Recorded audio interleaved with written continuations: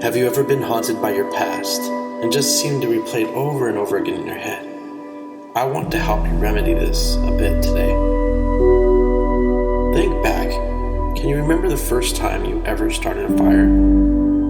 It's incredibly hard making a fire to stay warm. You have to gather all the right things, find the dry grass, kindling, twigs, and even larger logs. Sometimes you might even have to chop the wood if you didn't bring some yourself. Imagine a little further with me that you were camping in the cold. You might need to wake up every few hours just to keep that fire burning so you don't freeze to death. This is exhausting to the core. Imagine with me for a moment that people like you and I create a fire every time we experience trauma, a disrespect, and a wound from living life. Each one of those is a fire. Life is difficult, by the way. As the Buddhists say, life is suffering.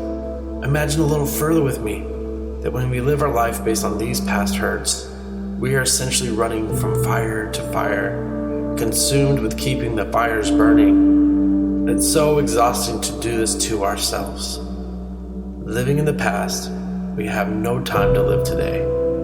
We live lost in the past, keeping the fires burning. Now we all have to face our past and the cards we're dealt with in life. Some people have been dealt a very bad hand. They have so many fires burning. We have to start looking at our lives to see what fires are still burning from our past. Or we have to acknowledge and accept that the past is long gone and we do not have any control over it. This seems like the best place to start. Remember, you don't control the past. It is just what it is. Reminding yourself that the past is no longer you helps put power back in your hands. Mindfulness is being here in the present. No longer exhausted by the past, we are given the gift to focus on who you want to be right now, in this moment. It took me a long time to figure out what mindfulness was. It's literally just paying attention to your experiences right now. In order to move forward, sometimes we can acknowledge those past hurts, those habits, and those hang-ups. I invite you to do this with me. When we know those fires, we can begin to spot them and remind ourselves to extinguish those past things so we don't have to keep that fire burning. I included a PDF to help you with this activity, but I want you to remember that life was not meant for us to live constantly punishing ourselves for the past.